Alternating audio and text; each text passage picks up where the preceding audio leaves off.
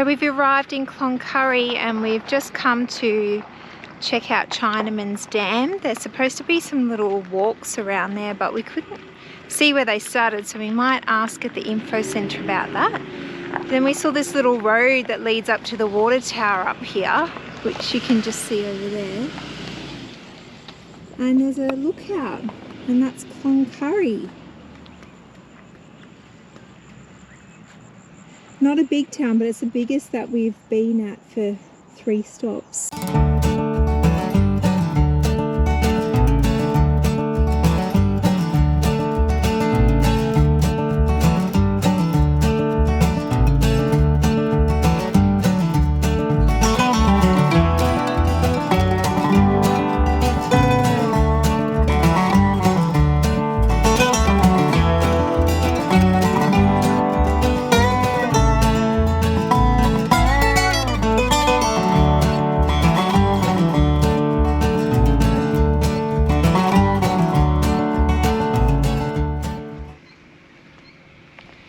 So we've arrived at Cloncurry Mary Kathleen Memorial Park, and this is not only where the info centre is, but it's also where Parkrun begins on Saturday.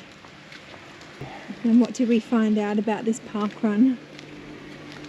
Oh, it's a trail run on red dirt. So yeah, they said don't wear your best shoes because you're going to get them dirty. So it's an outdoor museum of rail, ambulance, steam engines and machinery tools. The old little station there too.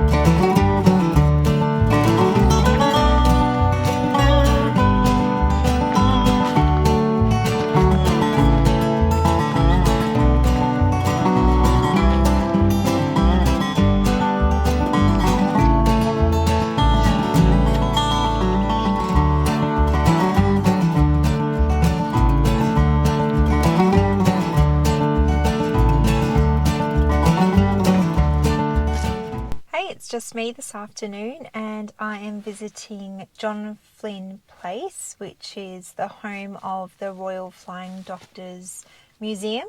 So come in and let's check it out. Cloncurry is the birthplace of the Royal Flying Doctor Service. The RFDS began as the Aerial Medical Service, originally founded in 1928, and it was the vision of Reverend John Flynn. The vision was to create a mantle of safety across the outback and to provide a service that would grow to be an essential part of outback life. It is 4 floors, and there is a car that John Flynn actually used to drive around Cloncurry. Here's a different kind of Dodge. I'm not sure this one could tow our van for some reason. It is so cool though. I'd love to take this one out for a spin. It's a 1924 Dodge. This was a model used by John Flynn. It's $12 for adults to go in, and if you want to go to the Cloncurry Unearthed Museum, which is at the Information Centre, and this one, it's $18 for both, so that's great value to do both. So the reason why this is here in Cloncurry was because John Flynn began his Flying Doctor experiment and pioneered his scheme for the outback radio communications from Cloncurry, and the first official Flying Doctor took off from here in 1928. In the following year, his radio expert installed the world's first household pedal radio at a local homestead, and you can see that radio in the museum. The reason why Cloncurry was a perfect place for establishing the Flying Doctor base was because it had a 40-bed public hospital and it was in striking distance to the Cape York Peninsula, Northern Territory, and to the south, almost to South Australia. So the base for the Flying Doctors remained at Cloncurry until 1964, and that's when it was transferred to Mount Isa. The other reason why it's really great to take the time to come and see museums and the history aspect of these small towns is just, it really gives you a huge appreciation for what you've got and how far we've come. I can't imagine the hardships people would have been going through without the modern facilities that we have just grown accustomed to and take for granted. So yeah, well worth that. John Flynn Place in Cloncurry. See the Flying Doctor Museum. We've got the moon on one side and the sunrise on another for Cloncurry Parkrun. Like we've mentioned before, it's in Mary Kathleen Memorial and Park and Museum. Doesn't look like there's too many people here yet. Yeah, nice. Welcome everyone to Cloncurry Parkrun. So this is our 198th, so in a fortnight we've got our 200. It's sort of been going a few years now, so got visitors from all over the place, from London, internationals, Gold Coast, and that was all our visitors, weren't we? Enjoy your run, and we'll get going on 3. So 1, 2, 3, go.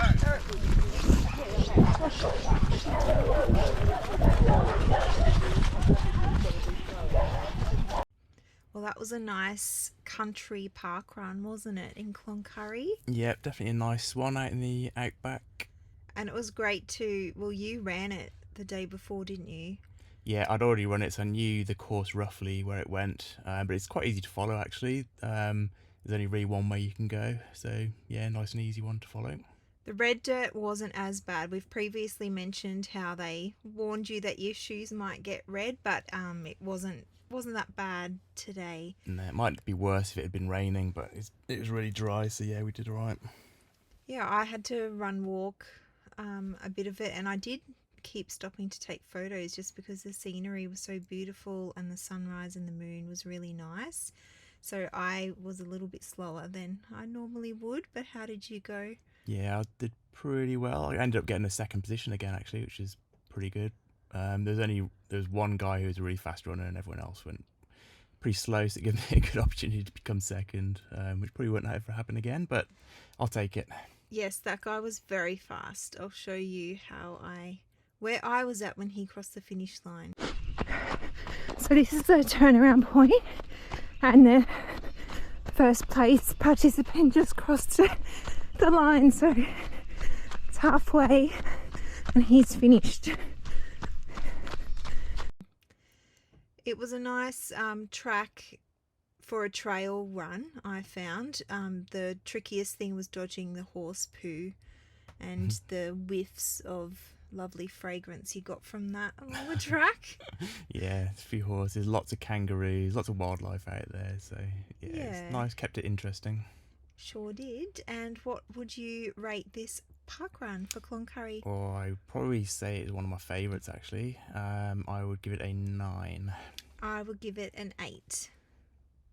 Kind of come through the gate because you don't want to let the horses out.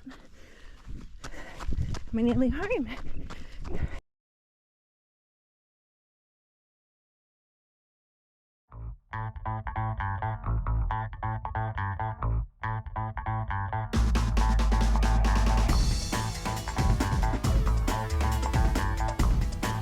And voila, there we have a rainbow pizza.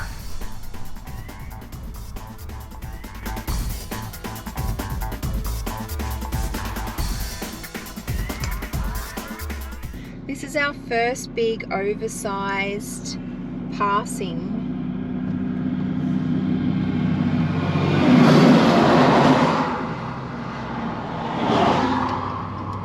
Woo! The wheel on that is Big bigger tires. than our caravan. I wanted it to be a house. Anyway, that was exciting. We have just left Cloncurry this morning and we are heading to Winton, the home of the dinosaurs. And there's a few things to look at and do in Winton, which is a nice change because the last couple of locations we've been struggling to find things to do or even walks to go on and things. So tomorrow, where are you going to go? So I have got the Dinosaur Museum and some sort of a tour all around, yeah, just teaching you about the dinosaurs and the bones that have been found in the area. So that'll be cool. And the next day I'm going to go to the Waltzing Matilda Centre and check that out. So again, we're kind of splitting up. It's a little bit about just accommodating our own personal interests, but also saving money at the same time, because yeah, we don't both need to do everything. So we're splitting up and seeing as much as we can, saving some time and reporting back. So we will see you in Winton. Oh, this looks delightful. Shut up. Oh dear. No, then look, it's nice. It's nice. Alright, we're at famous sign numero uno. Winton, the birthplace of Yes. Qantas. And we're looking gorgeous with a height of fashion. I have seen many people already in town with these ones. So You I may don't think this feel- is overkill, but trust me, it is not. When you have your face full of flies, it is worth having one of these. Height And of fashion. they're not even that bad out here, but not bad is about 5 at a time. Yeah. When I got out of the van, how many did I have? They were on? swarming on you. Must have been Oh. 20 or 30 flies. That was at like a lunch when we stopped at just a roadside gravel road for Yep. lunch. But here we go. So this is the first of 3 signs around Winton. And we may come back here for apparently you can get real nice photos at sunset, so we may or may not come back to get a photo of that. Yeah, so the sun will be going down over there, so it'll look really nice with the silhouette against the sunset. And more importantly, and more excitingly, there's a musical fence. There's a musical fence, so we're going to play on it while no one's here to watch us. Uh-oh, I can see someone coming. Oh, my phone's still. Oh, at least it's not up a mountain this time. When I was posing for a photo, I put my. Yep, there it is. There it is. Oh, lucky I can't be without my phone for more than 5 minutes, so I wouldn't have been long before I realised it was gone. On that rock over there, it explains what this fence is and why. Oh, yeah. Just why? Why? Why have a musical fence as one of the top 5 attractions in your town? Why not? So it was commissioned in 2003 by the Music Festival with the Winton Shire Council and the generous support. Oh, blah, That's blah. boring, yeah. Oh, hang on, what's this? Musical fence.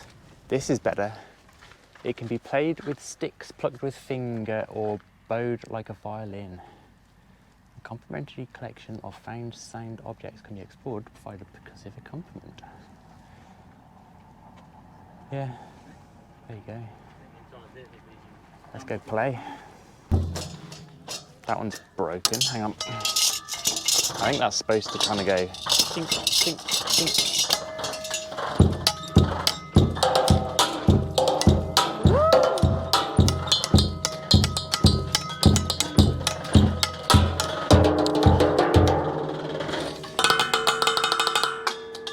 There you go. Very cool. I'm like a pro drummer. Go and have a go.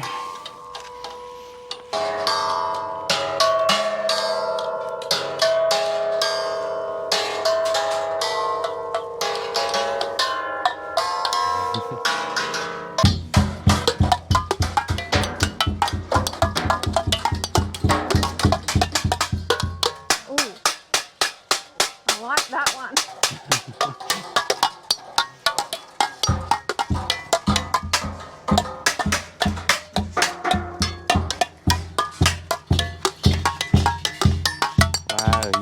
Fabulous. I like that one. Well done. I like the smashed one. You ready? All right, go for it.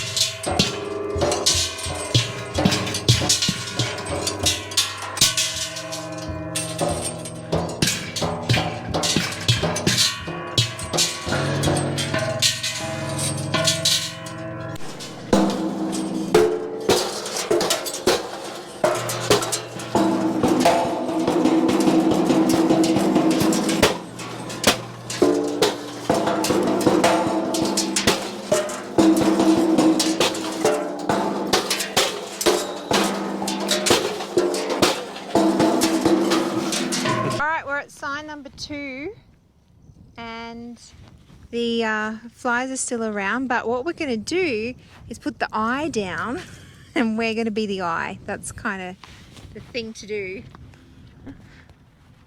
Let's see. Can you put it down? There's a handle there.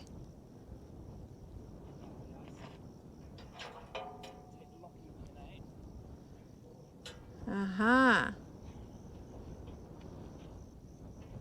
Good job.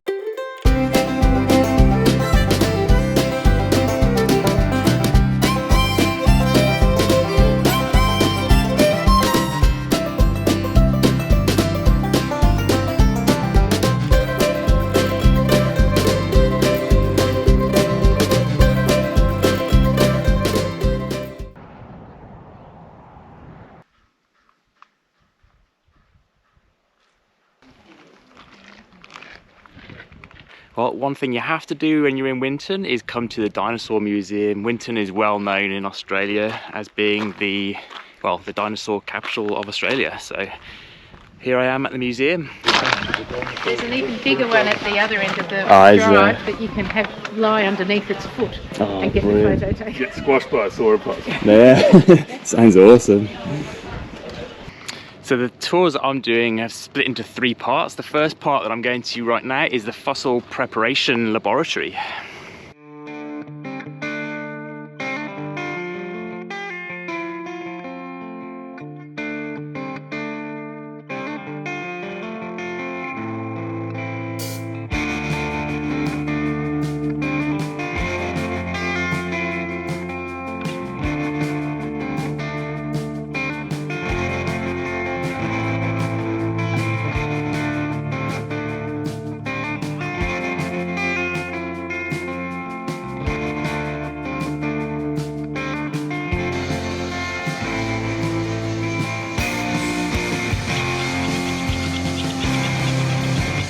Actually part or most of a neck of a sauropod. Alright, so now the dinosaur itself would have probably been over 15 metres long.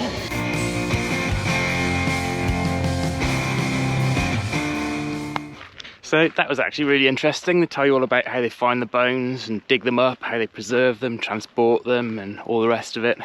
It's quite interesting that they only do about 2 digs a year and they take about 3 weeks each time.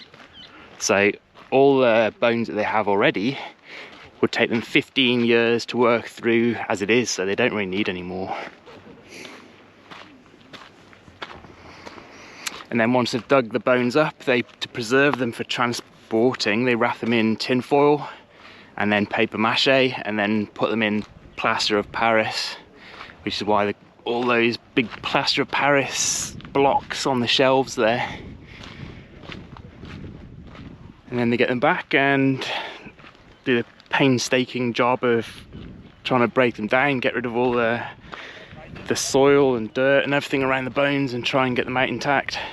I will review it once I've got all the bone exposed, but it will probably end up just as a cluster of fragments of rib.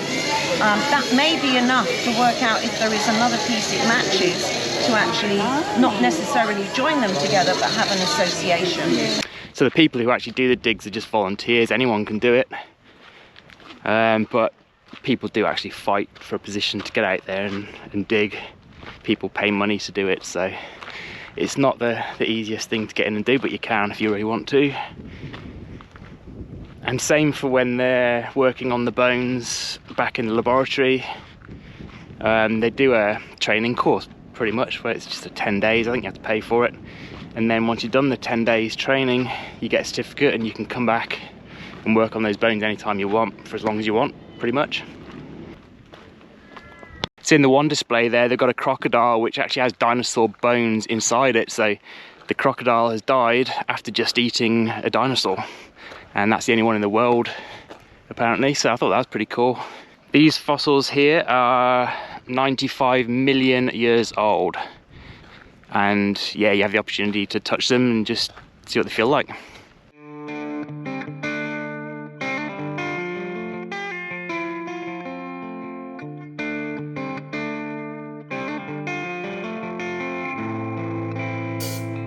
So the third and final tour that I'm doing today, you got to get a shuttle bus and they take you out up onto the hill, and there's it's called the March of the Titanosaurs exhibition.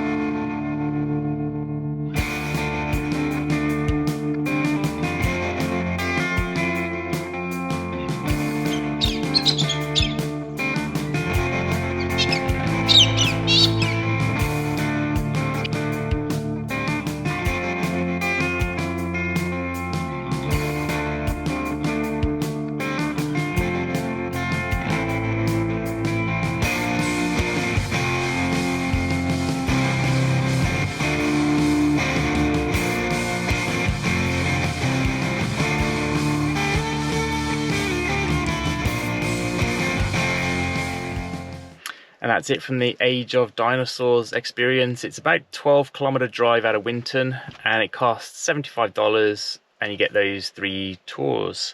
So well worth the money, and if you're in Winton, like I said, you have to do this. It's really good value for money, I reckon.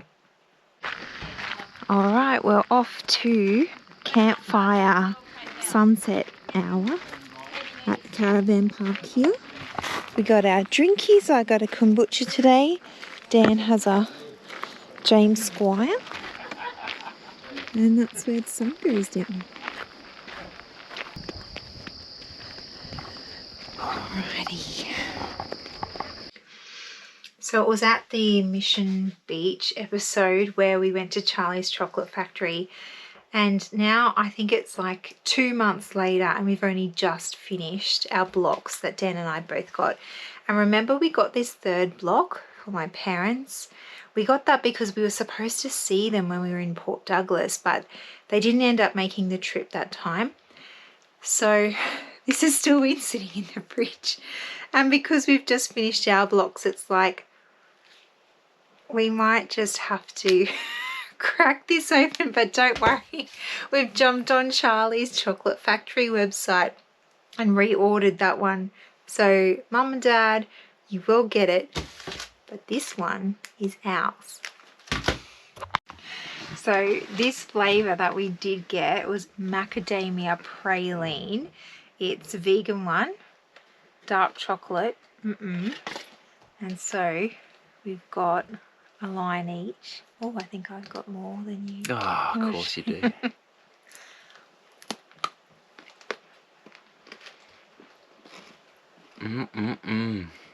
Sorry, Mum and Dad. Delicious. Bye. Hello from Winton. So I am just in town at the moment, and very soon I'll be going over there to the Waltzing Matilda Centre to check that out. I've got a 2 p.m. ticket. I've come in a little bit early so I can walk the main street of Winton and show you some of the sights.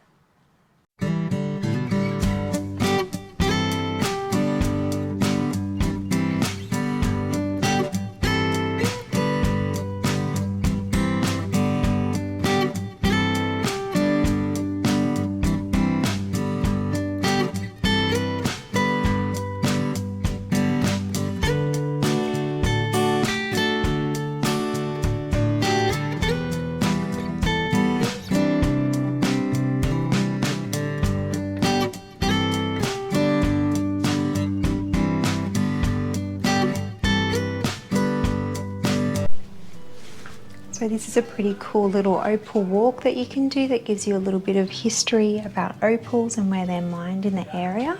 And there's a beautiful shop in the front where you can buy your own. I'm going to have some self-control because they're so beautiful.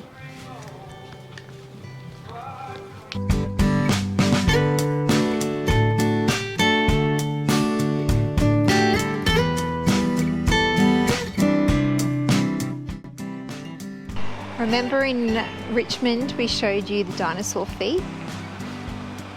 They're in Winton too. One outside the post office and a few in other areas. So I'm pretty sure that you would find them in Hewenden too, in the 3 dino towns of the outback Queensland.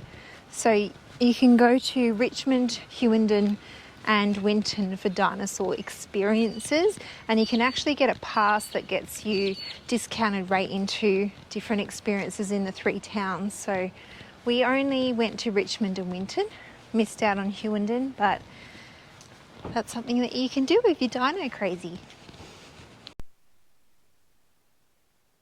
So I do recommend going to the Waltzing Matilda Museum. In the brochure it actually says it may seem curious to dedicate a whole building to a song, but no one could have foreseen the special place the song would come to occupy in the pantheon of Australia's cultural iconography.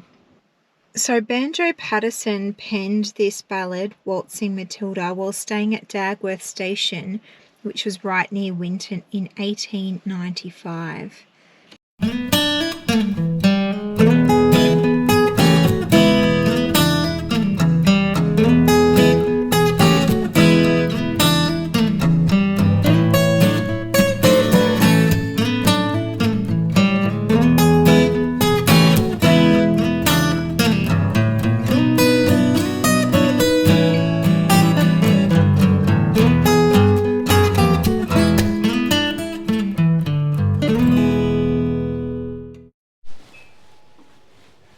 So after you come out of the Waltzing Matilda Museum, there's a little theatre where you watch a movie about Australian history, and there's a bit of an outdoor museum with a rail yard.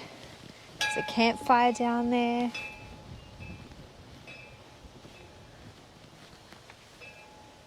Just history of the old railway line that went from Winton to Longreach.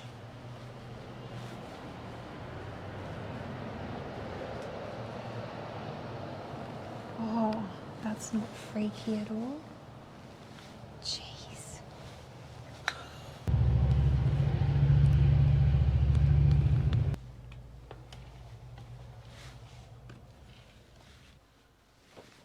Oh wow, this is pretty cool.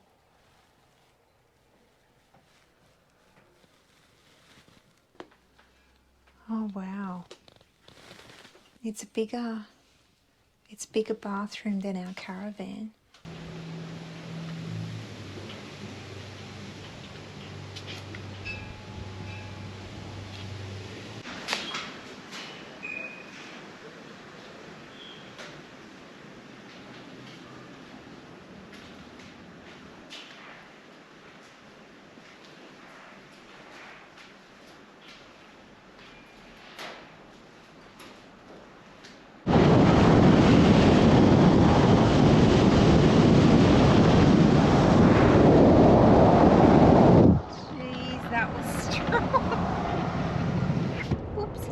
GoPro nearly went going out the window. Well, it's day 3 at Winton and we have found the 3rd sign up here, and we've come at sunset to try to get a nice shot. Yeah, we should get a nice shot with the sun setting in the background, hopefully.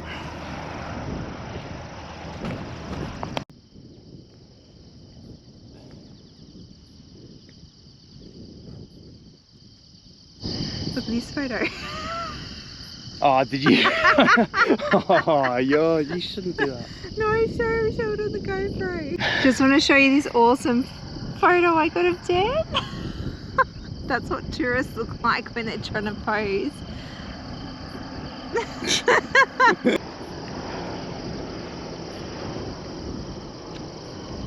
This the best sunset to come to? Turned out pretty good.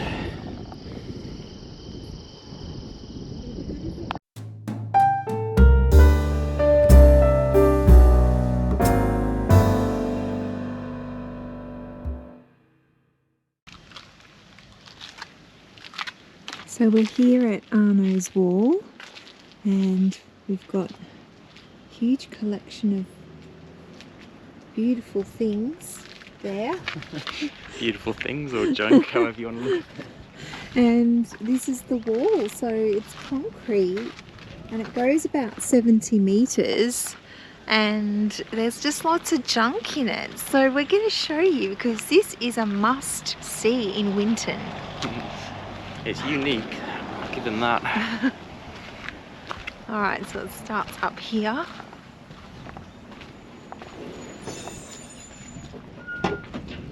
Oh, little doggy. Yeah, good set. Oh, good dog. Oh yeah.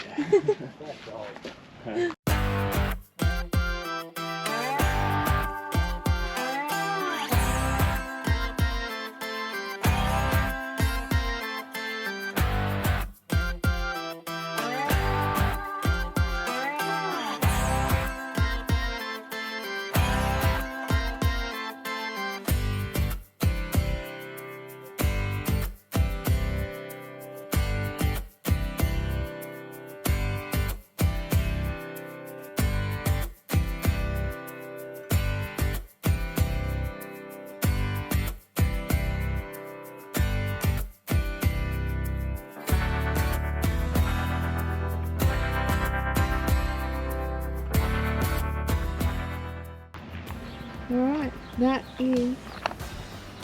that is Arnos Wall. Take that one off the list. 70 metres of junk.